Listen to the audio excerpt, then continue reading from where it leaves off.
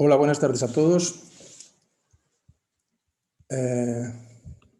Estamos aquí para, como prometimos,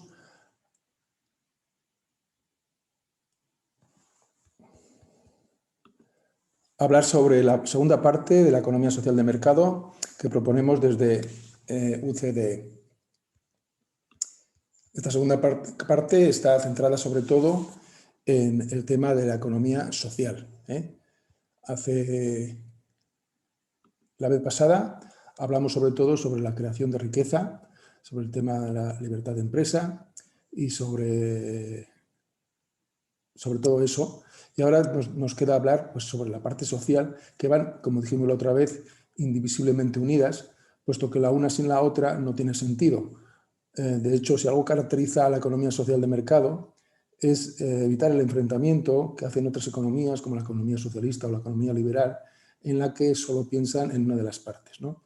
Nosotros creemos que una modifica a la otra y que la una complementa a la otra. Entonces, hoy vamos a hablar, y también haremos referencia de vez en cuando, pues a la parte liberal de la economía para dar contexto a la economía social que proponemos. Entonces, deberíamos empezar diciendo, primero, que la parte social de la economía social de mercado está basada también, como la parte liberal, en la inalienable dignidad de la persona humana, que desde el punto de vista cristiano nosotros siempre defendemos, por supuesto.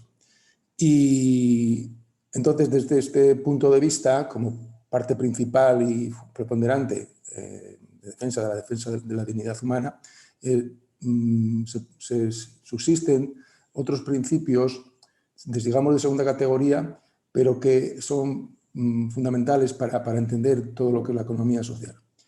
El segundo principio sería el principio del bien común. El tercero, el destino universal de los bienes. El cuarto, el principio de subsidiariedad. El quinto, la participación ciudadana. Y el sexto, el principio de solidaridad.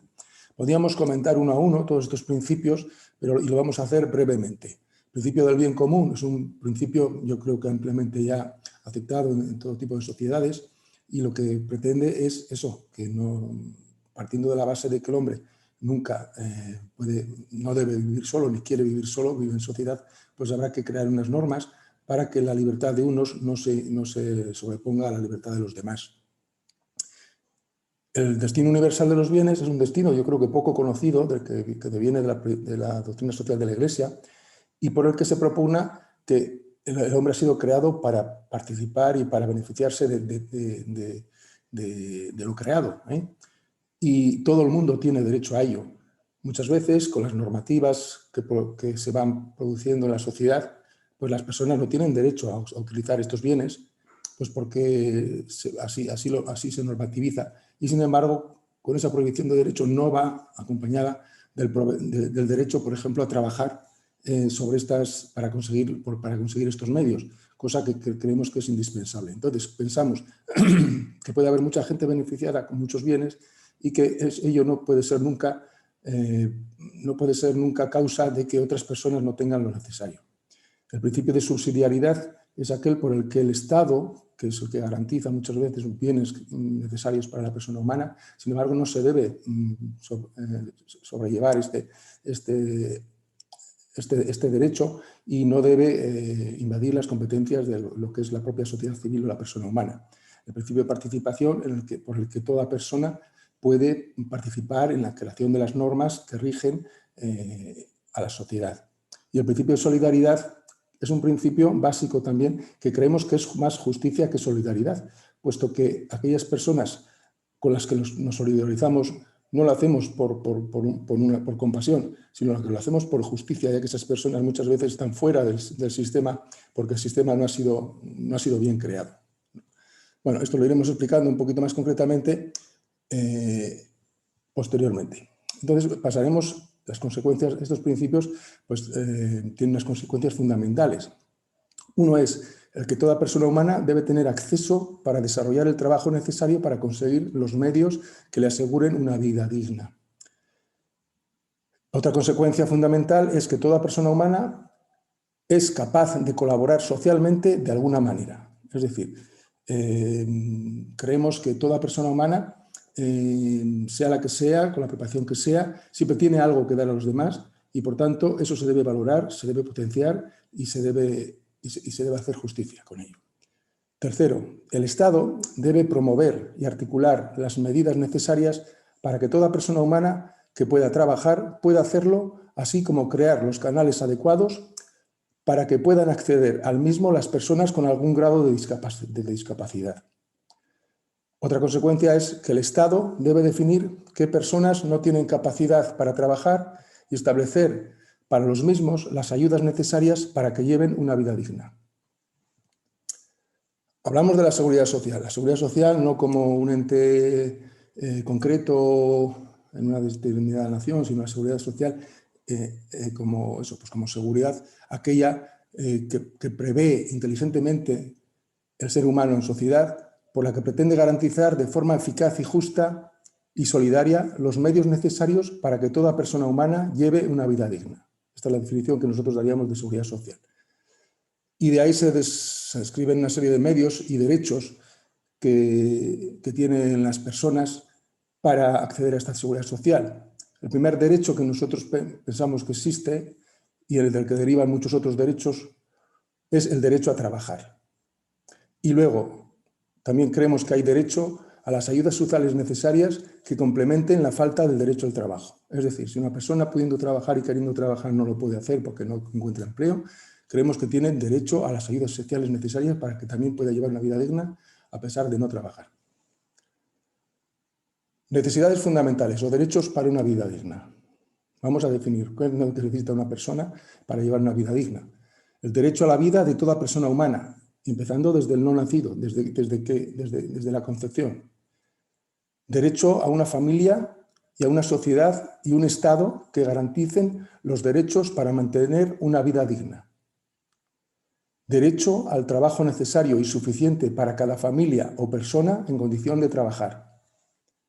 Derecho a los bienes y servicios necesarios para una vida digna, como son la educación, la sanidad, la alimentación, la vivienda, etc.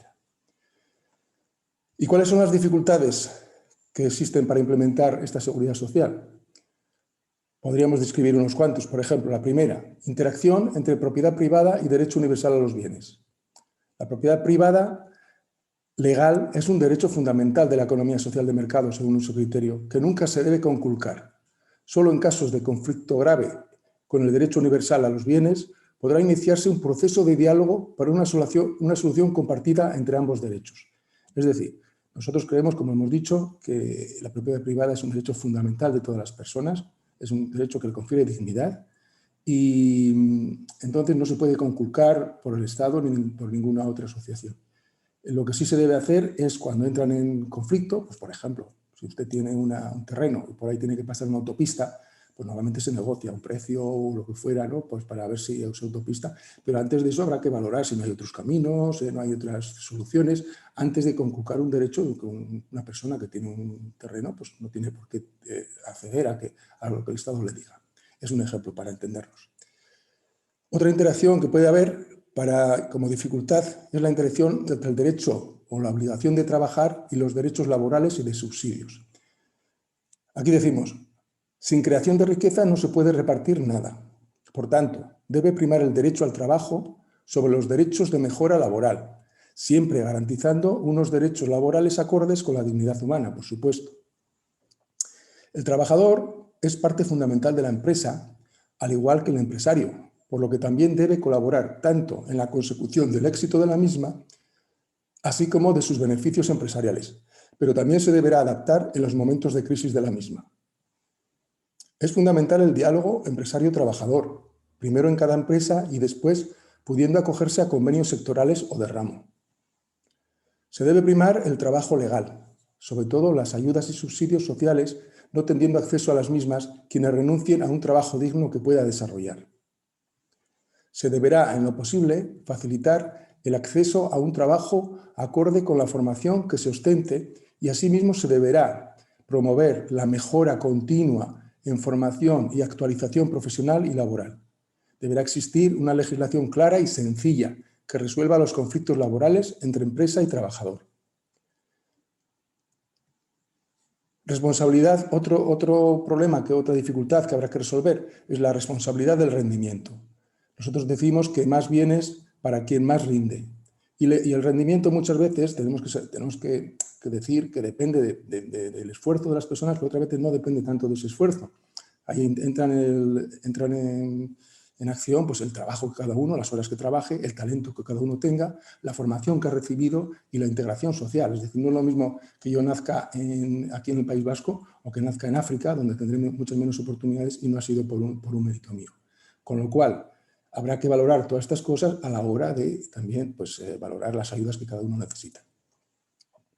Sin embargo, dado el éxito, no siempre depende del esfuerzo personal, sino de los factores sociales que nos vienen dados y no en igualdad para todas las personas, consideramos que es de justicia la solidaridad. O sea, la solidaridad al final es un principio de justicia, no es una beneficencia, con aquellos que no han tenido tanta suerte o incluso quienes hayan desperdiciado oportunidades, pero siguen queriendo mejorar. Somos totalmente partidarios de las nuevas oportunidades y de las ayudas a quienes quieran levantarse tras una caída. Otro problema que hay que resolver es la responsabilidad de los más favorecidos con los más desfavorecidos.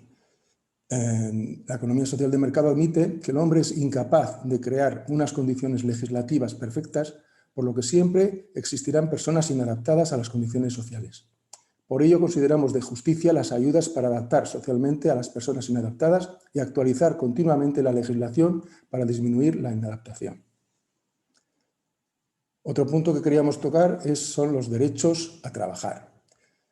El derecho a trabajar o pleno empleo es un derecho social fundamental al que aspira la economía social de mercado y por el que lucha, y se alcanza cuando toda persona con capacidad para trabajar pueda alcanzar un empleo digno para ella y la familia que depende de ella.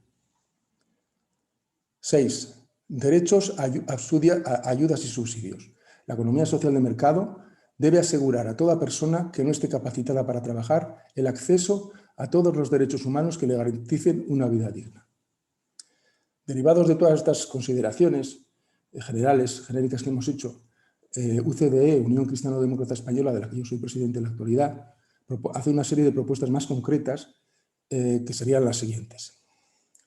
Vamos a empezar desde los derechos que hemos dicho antes que toda persona humana tiene que tener para tener una vida digna, empezando por el derecho a la vida de toda persona humana. En este apartado, UCDE tiene una propuesta legislativa de protección de la vida de todo no nacido y de la mujer embarazada y que hemos incorporado de la Asociación Provida Guipúzcoa y que se puede ver en su página web, que es www.providaguipuzcoa, con Z y con K, www.providaguipuzcoa.com. Protege la vida del ser humano, que ya es un no nacido, desde el momento de la concepción. Protege las ayudas necesarias para que los padres puedan tener los hijos que consideren oportunos según una paternidad responsable y aquellas otras ayudas a la madre para que conserve el hijo concebido y para el cuidado posterior del mismo mediante la creación de una familia o para la adopción por una familia adecuada.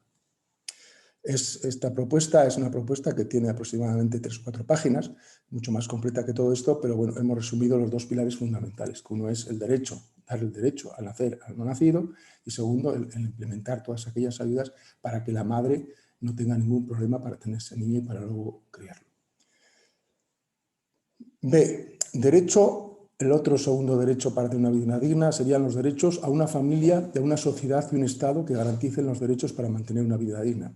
Nosotros no somos de los que pensamos que la vivienda, la salud, la vivienda y la ropa, los alimentos son necesarios, por supuesto, pero son secundarios a la consecución y de un trabajo, o si no, una ayuda pública. Pero primero tiene que haber un Estado y una familia que te garantice que todo esto lo puedes conseguir. Y entonces proponemos que toda familia tenga los medios económicos necesarios para llevar una vida digna y de todos los componentes de la unidad familiar, sobre todo mediante la garantía de trabajo por cuenta ajena o autoempleo de toda persona con capacidad de trabajar de la unidad familiar. Proponemos el derecho a la educación de todos los niños hasta la edad de trabajar y en los valores que sus padres quieran educarles. Proponemos el derecho de asociación de personas y familias dentro de la sociedad civil. Declaramos el derecho fundamental de que toda persona pertenezca a un Estado de derecho y democrático, nada más nacer, y que garantice todos aquellos derechos que la sociedad civil no es capaz de garantizar y que se rija por el principio de subsidiariedad con la sociedad civil. Proponemos el derecho a integrarse de los inmigrantes en la sociedad que los acoge, respetando siempre la legalidad del Estado que acoge. Otra cosa necesaria para la vida digna es el derecho al trabajo necesario y suficiente para cada familia o persona en condición de trabajar. Toda persona, y al menos una persona de la unidad familiar, tiene derecho a trabajar por cuenta ajena o mediante el autoempleo para llevar una vida en condiciones dignas. Toda persona con edad inferior a la mínima para poder trabajar, que debiera ser, en nuestro criterio, los 16 años, tiene derecho a una educación que le capacite para un trabajo básico por cuenta ajena o para acceder con los conocimientos mínimos para ejercer el autoempleo.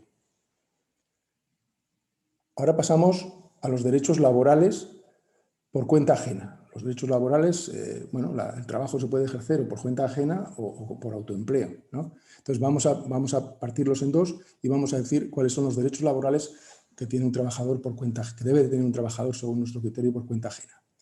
Salarios. Todo trabajador tiene derecho a un salario digno para que él y su familia lleven una vida digna.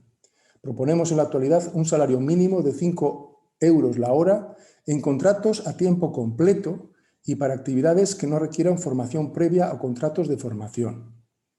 El salario se incrementará proporcionalmente si el contrato es a tiempo más parcial y en todo caso cada año hasta llegar al salario profesional estipulado en los convenios del sector, en no más de 3 años o el tiempo estipulado para la formación de que se trate. Es decir, creemos que hay que fijar un salario mínimo porque si no podrían darse casos de aprovechamiento del estado de las personas en situación de fragilidad por parte del empresario.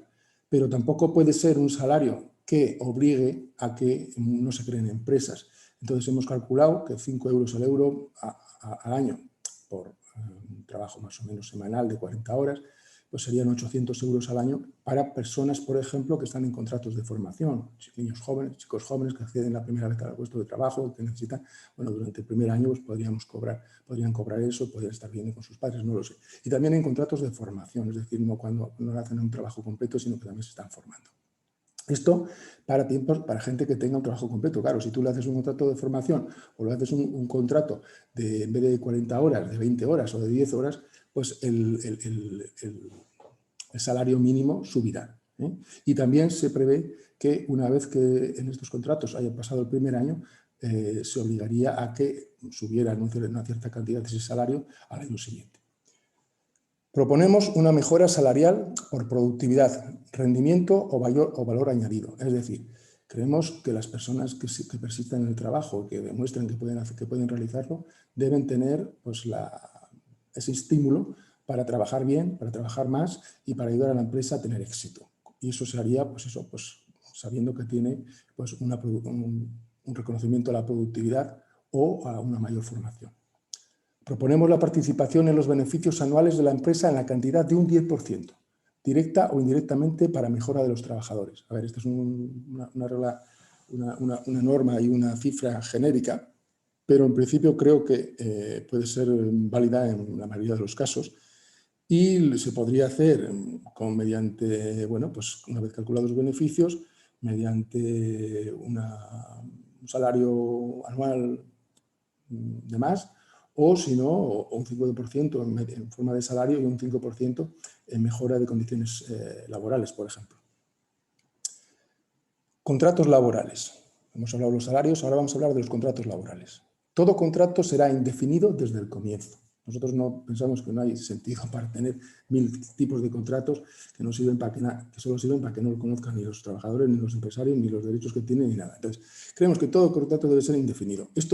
Pero, a ver, todo contrato estará registrado desde antes del ejercicio, aunque sea un minuto antes. Pero todo trabajo, el que sea, por una hora, por media hora, por lo que sea, tiene que estar registrado y tiene que estar, pero antes de que se comience. Para ello, se garantizará el registro contractual ante el organismo competente de forma online, sencilla y rápida, tanto por parte del empresario como la del trabajador. Es decir, el trabajador puede tener también acceso a registrar su trabajo, el trabajo que le han dado, para que no haya olvidos y para que no haya trampas, ¿no? En el contrato se expondrán las características tanto del sueldo, como de la función o cargo a realizar, como del horario pactado, como de la previsible duración del mismo. Bien, muchas veces contratas a una persona para 2 meses y luego resulta que no, bueno, pues que ves que la cosa dura más porque el trabajo persiste o porque ha habido una mayor demanda o lo que fuera. Entonces no tienes por qué hacer otro nuevo contrato, tú sigues con ese mismo contrato y así hasta que se cumpla el primer año, en el que se dice, durante el primer año el contrato se podrá extinguir por parte de la empresa de forma razonada, siempre de forma razonada, no podrán echar a una persona aunque esté en condiciones de primer año porque quieren. Pero no sería necesario hacer un nuevo contrato si se sigue con el mismo, a pesar de que la duración sea mayor que la prevista en las especificaciones del contrato. Es decir, si hemos hecho un contrato de 2 meses, pero luego resulta al final le vamos a tener 9 meses, pues le podemos tener sin hacer nuevos contratos y a los 9 meses se le podría echar, siempre de forma razonada. Luego decimos, desde el primer al quinto año de duración del contrato, este se podrá extinguir por la empresa también de forma razonada, pero siempre avisando al menos con un mes de antelación, es decir, con personas que ya llevan un cierto tiempo, que luego, bueno, pues ya, digamos, han estabilizado ahí, deberían de tener un tiempo prudencial para luego cambiar de trabajo, porque pensamos que con todas las normas que nosotros proponemos sería muchísimo más fácil cambiar de trabajo también. A partir del quinto año, si se extinguiera el contrato, debiera ser notificado al menos con 3 meses de antelación. Los ERTES o ERES deberán tener una causa muy justificada y podrán ser causa a su vez, si se observasen irregularidades, de la responsabilidad personal de los empresarios propietarios, de los socios de las asociaciones anónimas, de las sociedades anónimas o dirigentes de la empresa. Asimismo, podrán los trabajadores despedidos tener derecho al reparto de bienes de la empresa al ser liquidada o a establecer un plan de viabilidad de la misma. Los convenios entre trabajadores y empresarios serán en principio a nivel de empresa. Nosotros creemos que hay que valorar mucho el diálogo directo entre el empresario y el trabajador, que no se deben considerar enemigos, sino todo lo contrario, y trabajar los dos conjuntamente. Y la mejor forma de entenderse es, pues eso, de presencia física, digamos, ¿no? Serán a nivel de empresa, garantizando siempre los principios legales, por supuesto. Hay unos principios, unas normativas que no se deberán dialogar, sino que se deberán cumplir. Asimismo, los trabajadores podrán decidir si acogerse a convenios más amplios de ramos sectoriales. Esto no quiere decir que no haya convenios sectoriales o de ramo, que lo lleven los sindicatos y que establezcan una serie de normas, pero bueno, pero que muchas veces hay casos de empresas pequeñas y de trabajadores que no necesitan esta protección tan grande, que muchas veces no sirve más que para llevar a la disyuntiva o te contrato con las normas que yo te digo y yo puedo, o no te contrato. Entonces, bueno, pues eso tendrá que elegir tanto el trabajador como el empresario. Siempre, que ya te digo, se cumplen una serie de criterios mínimos que estarán expuestos de forma legal. Se garantizará, además del salario, una aportación de ambas partes al 50% cada uno para los seguros de desempleo, de enfermedad, de disminución obligada del tiempo de trabajo y de jubilación. Por supuesto, esto ya lo conocemos. Se deberá mantener los seguros para la jubilación, para la enfermedad, pero y ponemos uno que es otras causas de disminución del tiempo de trabajo, ¿no? Que no sea la enfermedad, que pueda ser por la redacción de un curso necesario o que pueda ser otro tipo de cosas como asistencias a la familia, personas mayores de casa o niños o demás. Se garantizarán los derechos laborales de la mujer y madre trabajadora, siendo el Estado y no la empresa quien se haga cargo de todos los gastos que suponga el hecho de la maternidad, de tal forma que nunca pueda existir diferencia de derechos laborales con respecto al varón.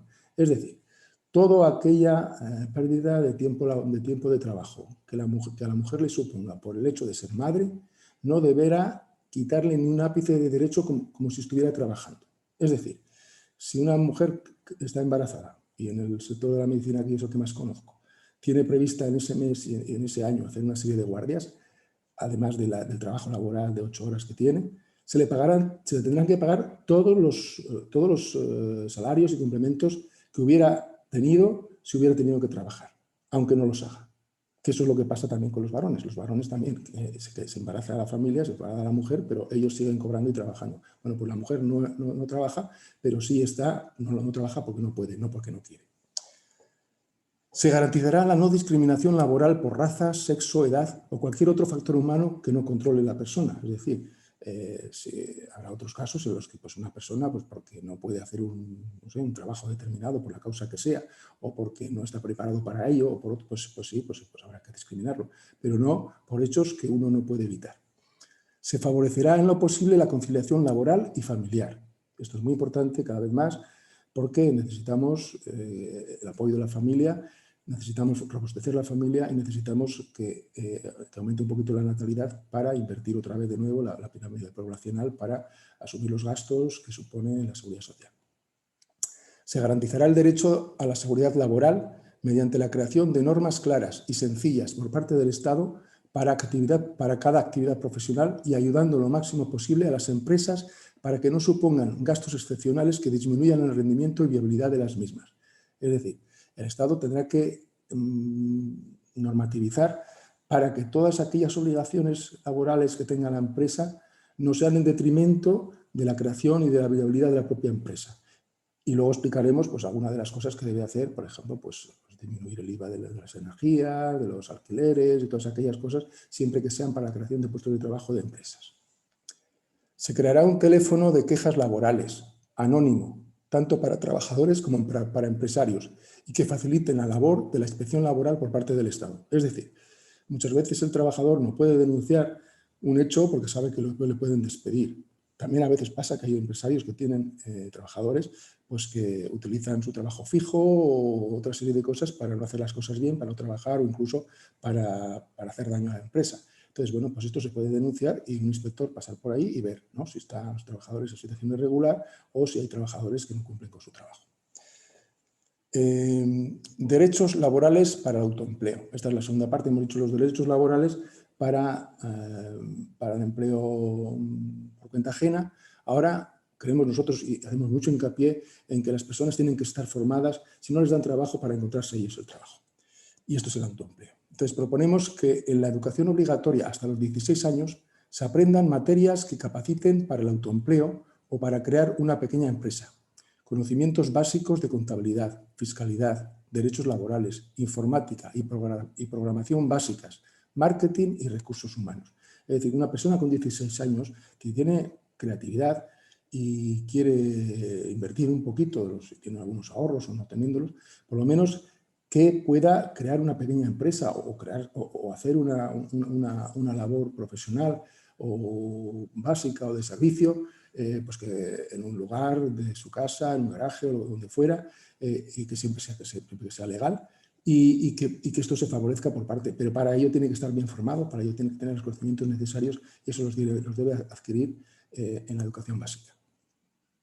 Proponemos también para ello un sistema fiscal de autónomos y pequeña empresa con una tarifa mínima de 10 euros para el primer mes de actividad empresarial. Posteriormente, un sistema fiscal progresivo según beneficios, antes de contabilizar nuevas inversiones según la siguiente tabla. Es decir, si los beneficios están entre 0 y 200 euros, se mantiene una tarifa mensual de 10 euros. O sea, 10 euros como mínimo para hacer una actividad empresarial. Yo creo que es bastante soportable por cualquier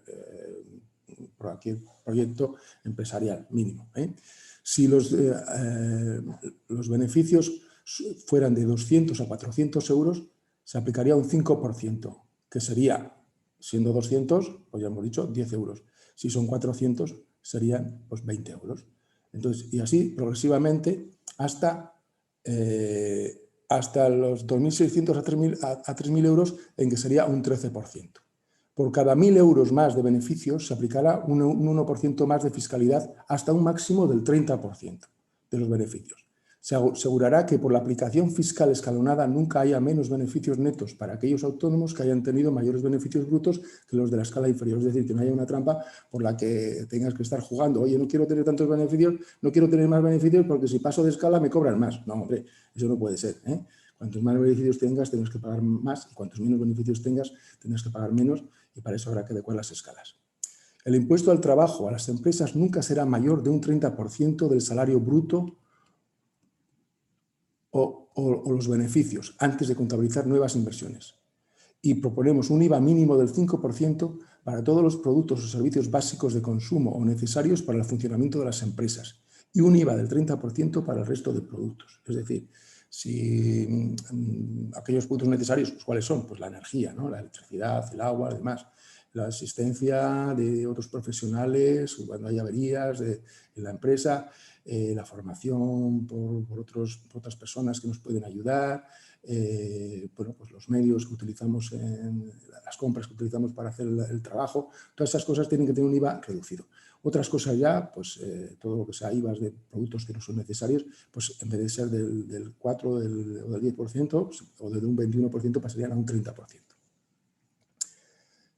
A ver, derecho a los bienes y servicios necesarios para la vida digna, educación, sanidad, alimentación y vivienda. Esto hemos dicho también que son derechos fundamentales para llevar una vida digna. Entonces decimos, proponemos una sanidad, una educación y una justicia públicas, garantizadas en sus necesidades básicas por los presupuestos del Estado. Sin embargo, también proponemos la llevanza de una contabilidad del gasto personal de cada una de estas ayudas. Es decir, las personas deben saber lo que gastan, lo que se les ayuda, y en algunos casos, como luego veremos, deberán reintegrar en lo posible esas ayudas que han tenido siempre que se pueda. También proponemos una sanidad, educación alternativas y privadas que sirvan de complemento y contrapeso a la pública. Es decir, esto no quiere decir que no pueda haber una educación privada o una educación concertada en la que haya un poquito de parte pública y un poquito también de parte privada, siempre que los padres así lo deseen y así esté. Ahora, bueno, pues ya hablaremos luego en el tema de la educación, que es lo que proponemos. Pero bueno, en principio lo que queremos es eso, que haya una complementariedad tanto en la educación privada como en la educación pública y también en la sanidad. En la sanidad proponemos, por ejemplo, que todo aquello que sea necesario para la salud sea gratuito, incluso la medicación, y todo aquello que no sea necesario para la salud, que hay cosas, ¿no? Pues que en el caso de cirugía plástica, o medicamentos que no son completamente necesarios, o cremas, o otra serie de cosas, que esto, bueno, pues que estén a un precio, digamos, reducido, pero que haya que pagarlos. Como también no estaríamos en contra de una medida que ya la propuso Auri Martorell hace muchos años, de que todo acto médico, al mínimo, como mínimo, llevará un gasto por parte del que lo usa, aunque fuera pequeño, ¿no? 1 euro. Por ejemplo, tú vas a la consulta y pagas 1 euro, pero así se evitarían la repetición de consultas innecesarias o tal. No, pues habría que fijar esa que todavía no tenemos fijado, si fuera 1 euro, 5 euros o lo que fuera. O, no siempre, pero bueno, en casos necesarios igual no habría que poner nada, y en las personas mayores que no trabajan tampoco, pero igual en otros casos, en los que se repite muchas veces la misma consulta o lo que fuera, pues sí que habría que aplicarlo.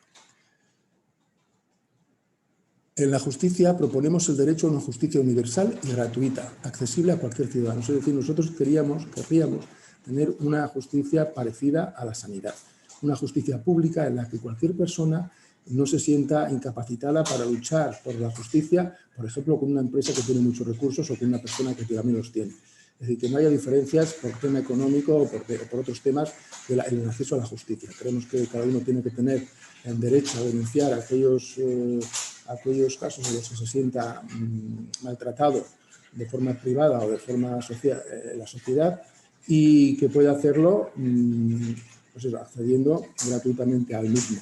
Eso no quiere decir que haya otros casos en los que esas demandas se consideren innecesarias o no básicas o repetitivas, y en esos casos se pudiera arbitrar otra serie de medidas en las que hubiera un cierto pago, ¿no?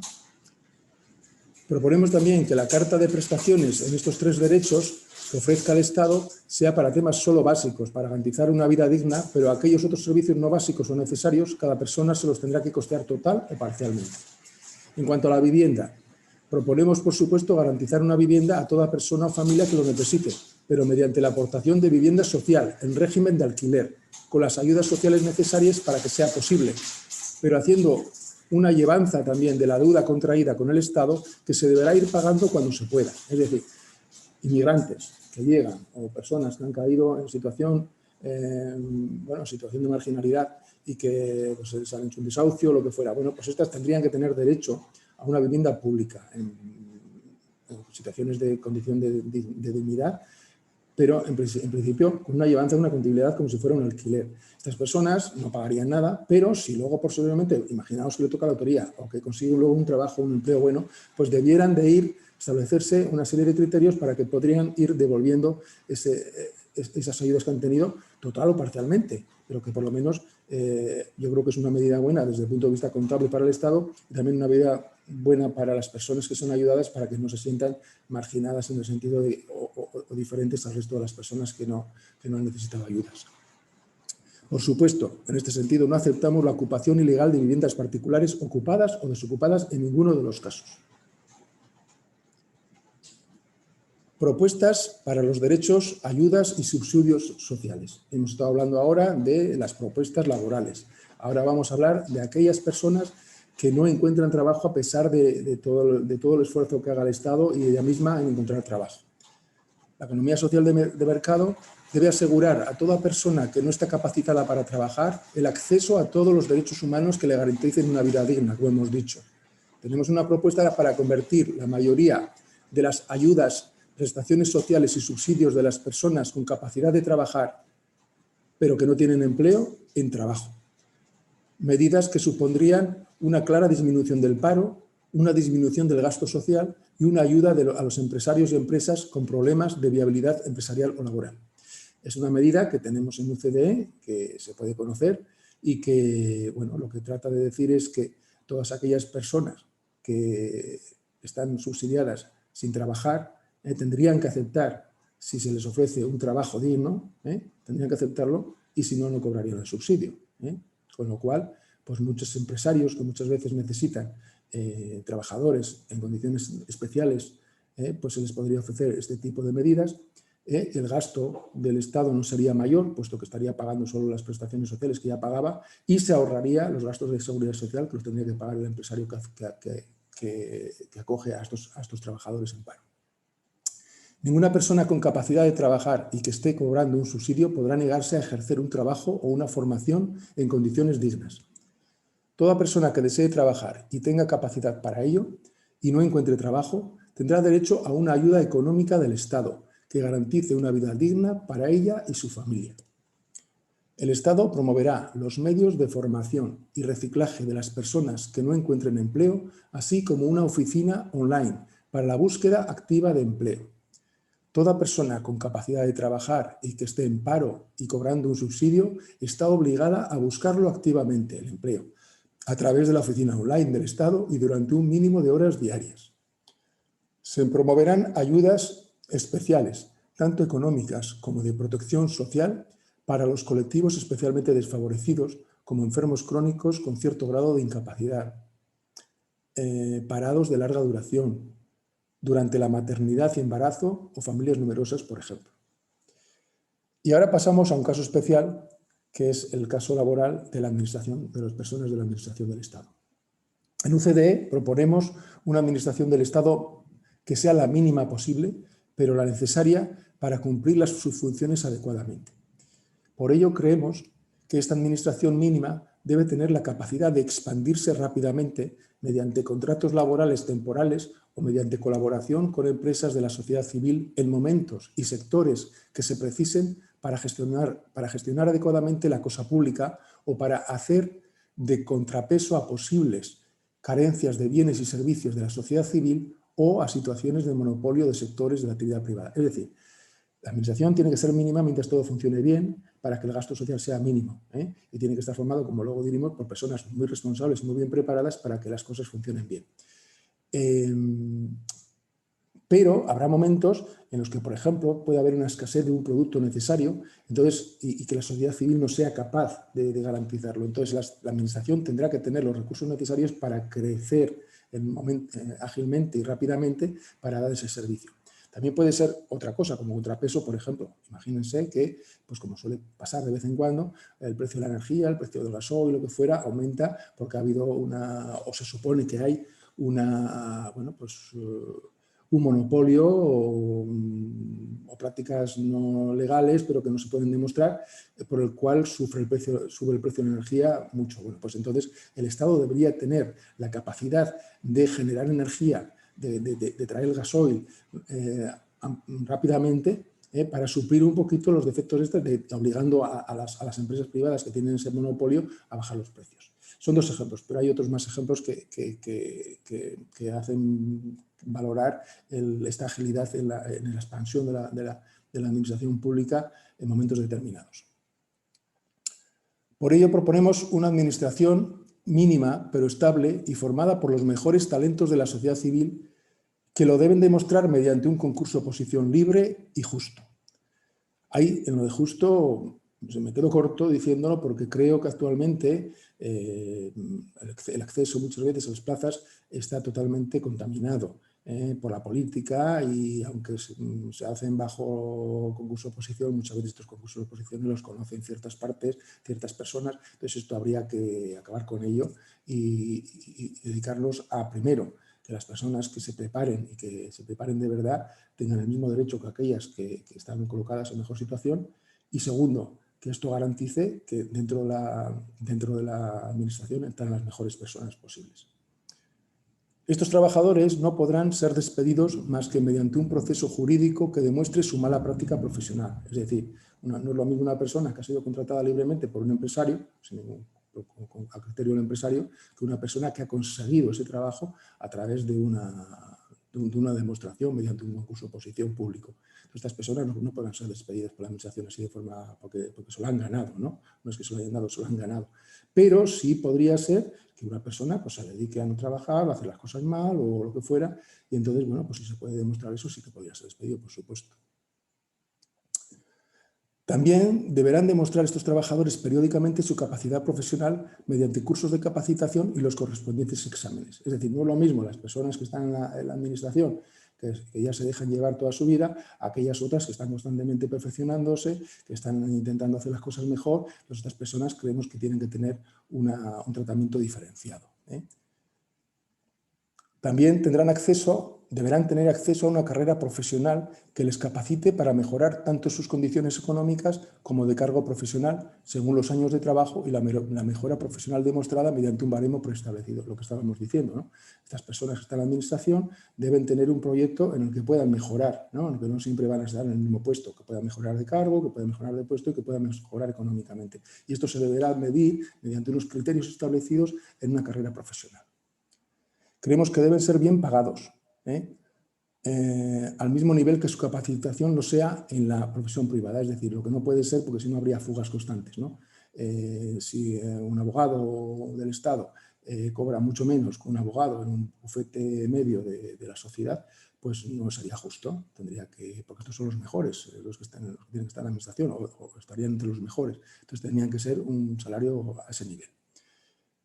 Estará prohibido el acceso a cargos de administración mediante adscripción política, salvo en aquellos niveles de dirección que estén descritos en una ley para administración pública. Es decir, esto que está pasando ahora con las puertas giratorias, personas que salen de la política y que tienen que ser agradecidos con ellos y les colocan en un sitio o otro y tal, que existen en todos los sectores y en todos los niveles. Bueno, pues esto no debiera de ser así. Sobre todo, solo debiera ser así en ciertos niveles en los que debe haber una conexión entre el gobierno político, digamos, y los directivos principales de la administración, que serían además directivos que no son por oposición, o sí lo son por oposición, pero desde luego en el cargo político estarían de forma temporal. Bueno, y esto es un resumen, en principio, de todo lo que yo quería deciros sobre lo que es la economía social. Dentro de la economía social de mercado seguramente se han quedado muchas cosas en el tintero que no hemos podido desarrollar, pero creo que es suficiente para que ya podamos pensar un poquito y, si es necesario, en otro momento volveremos a hablar sobre el tema. Como sabéis, dentro de, no sé si la semana que viene o la siguiente semana, os propondremos la tercera parte de la economía social de mercado, que será la economía internacional, la globalización, los mercados internacionales, los tratados de comercio, todas estas series que muchas veces influyen tanto en las naciones y en las legislaciones que atan las manos, y tenemos que ver cómo la economía social de mercado propone mecanismos para poder articularlos bien. También hablaremos, al final haremos pues una breve descripción o un resumen de las tres partes, diciendo qué es lo fundamental de la economía social de mercado, después de haberla descrito un poquito más concretamente, y cuáles son las ventajas que ello supone. Entonces, os invitamos y os invitaremos más concretamente mediante un enlace correspondiente para que podáis asistir a ese nuevo webinar. Y sin más, pues me despido. No sé si ha habido alguna pregunta por parte de los oyentes, y si la hubiera, pues en un momento la contesto. Si me permitís, me voy a levantar un ratito y ahora enseguida vuelvo.